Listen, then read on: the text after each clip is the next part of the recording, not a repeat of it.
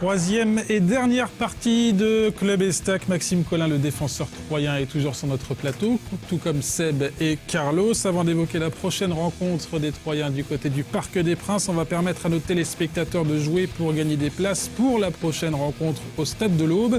Ce sera face à Rennes le dimanche 2 décembre à 17h. 3 fois 2 places à gagner. Vous envoyez le mot club par SMS au 71 003 et un tirage au sort désignera les gagnants. Voilà pour le jeu. On passe tout de suite donc à l'avant-match.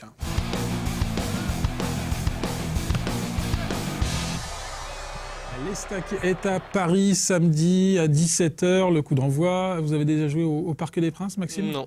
Non. Non. Il y a un peu d'excitation avant d'aller jouer au Parc des Princes, avant d'aller jouer le Paris Saint-Germain ? Ouais, un petit peu quand même, parce que bon, c'est vraiment l'équipe qui fait parler d'elle un peu cette saison. Donc bon, forcément, aller jouer là-bas, ça donne envie. Maintenant, bon, ça donne pas plus envie que d'aller jouer à Geoffroy Guichard ou au Stade Vélodrome. Hein, Seb, le Parc des Princes, c'est quand même un stade impressionnant en tant que joueur. Oui, c'est un des stades où il y a le plus d'ambiance. En tout cas, ça résonne très très bien. La meilleure ambiance, je ne le cache pas, c'est forcément au Vélodrome. Mais Seb est à fond supporter de Marseille. Non, mais c'est vrai, l'ambiance est meilleure au Vélodrome quand même. Mais à Paris, en fait, contrairement au Vélodrome, parce que le Vélodrome a été refait il y a quelques années et aujourd'hui ça résonne beaucoup moins bien, alors qu'à Paris, c'est vraiment un stade où ça résonne très très bien. Et quand il y a une grosse ambiance, ouais, c'est super sympa. Bon, Paris qui n'a pris qu'un point sur les 3 dernières journées de championnat. Paris qui reste... Vélodrome et Lens, pardon. Lens, voilà. Bollard, surtout pour Bollard, un natif d'Arras. Très très grosse ambiance. Bon, et puis Paris donc, qui reste sur 2 défaites consécutives à domicile. Comment vous voyez cette rencontre ? Ils vont avoir à cœur de se rattraper en championnat, donc ça tombe sur nous. Donc à mon avis, ils vont pas nous prendre à la légère, ils vont vouloir absolument gagner.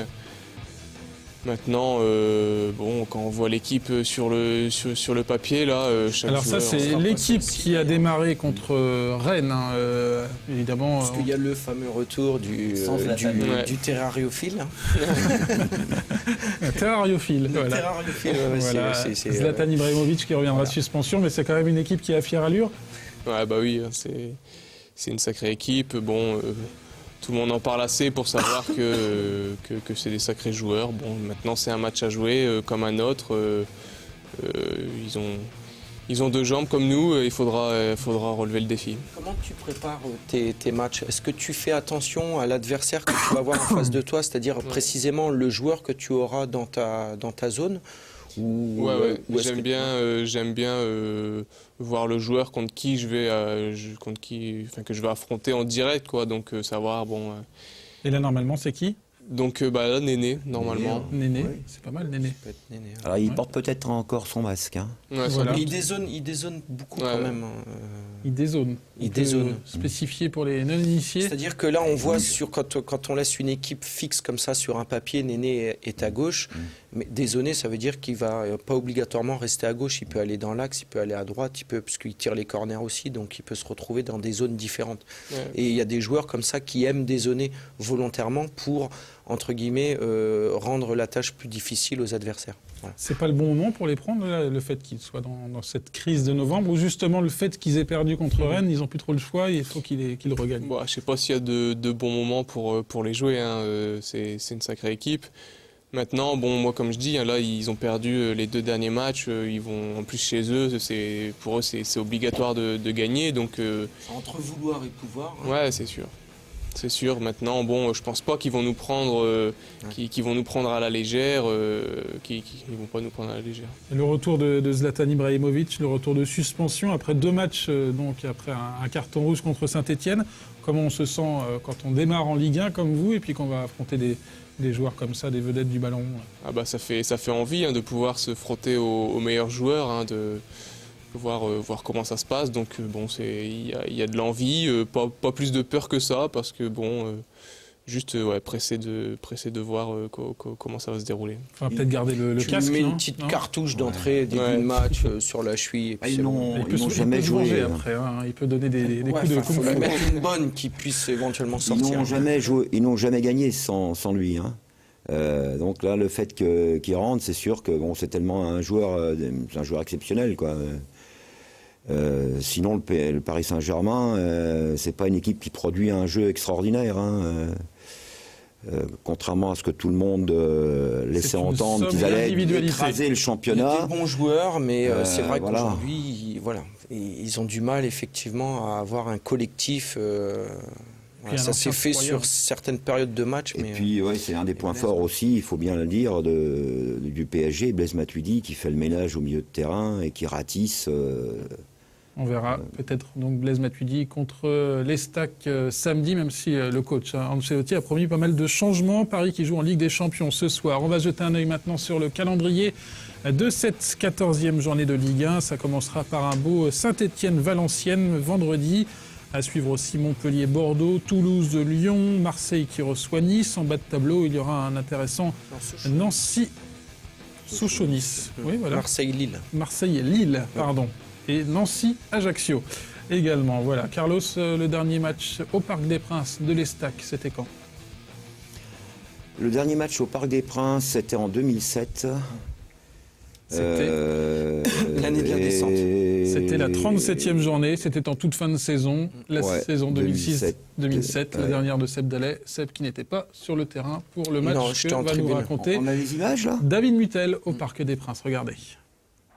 Des Parisiens qui réalisent une très bonne entame de match à l'image de Paoletta, heureusement très maladroit dans la finition. Paris qui intensifie sa pression et durant les 5 premières minutes, le Chrome est obligé de s'employer pour enrayer les tentatives parisiennes.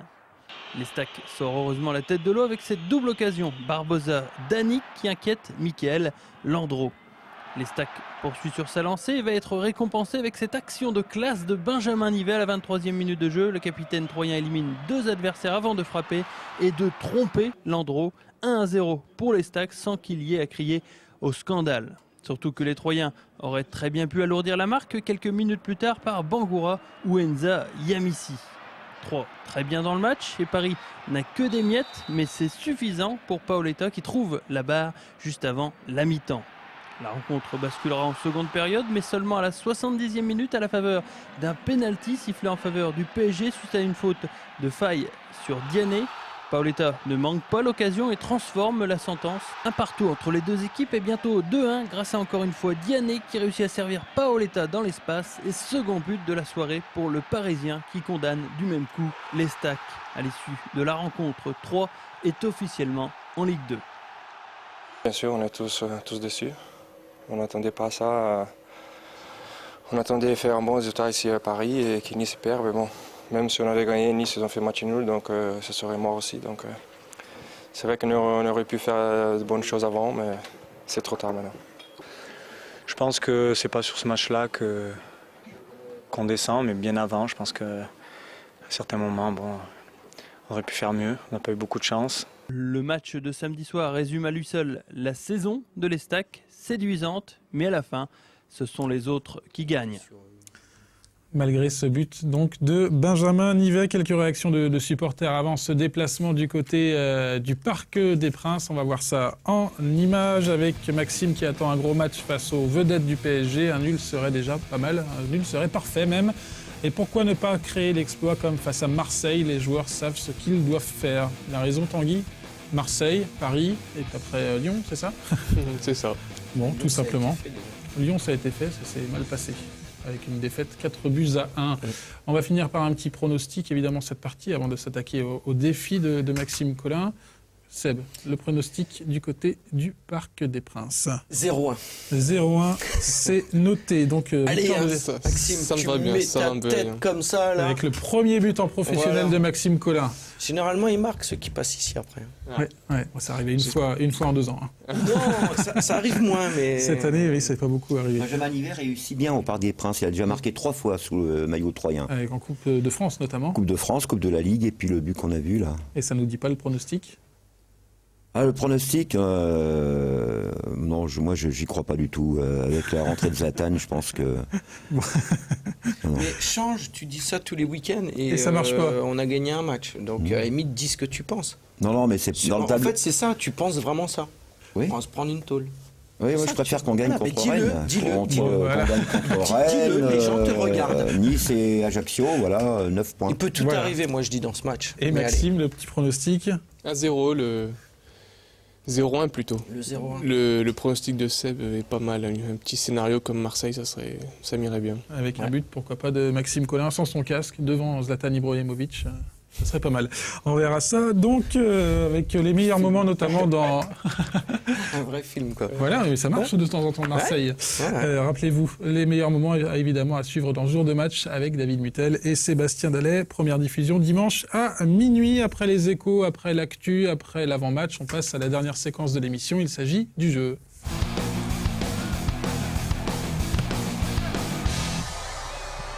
Alors, 3 boules devant vous, danse, chant ou sport au programme. Maxime, c'est à vous. Bon, laquelle tu me conseilles? Je sais pas. La Alors. chanson, tu pourras chanter un petit quinquin. Je peux pas te dire. Ouais, ça serait bien, tiens. Chanson et petit quinquin. Attention, Je connais pas les paroles. Dors, Mathieu. comble. La chanson. Eh ben, La voilà. chanson, bah voilà. Tu la Alors. connais, la chanson?